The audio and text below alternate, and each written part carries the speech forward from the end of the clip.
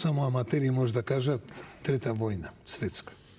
Затоа што за трета светска војна треба да учествуваат барем две од големите сили – Русија, Кина и Америка. Ова што се случува со Иран е продолжување на Венецуела.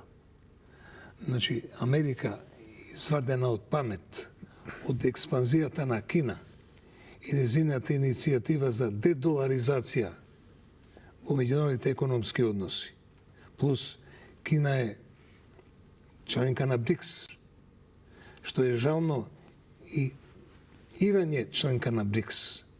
И затоа многу ме загрижува што Путин се крие ко глушец, а него му е важно да освои Црно море, да освои Одеса и да му ги симне Трамп санкциите.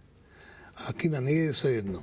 70 милиарди долари вложи во развој на нафтна индустрија во Венецуела, а сега 90% од својот увоз на нафта го добива од Иран.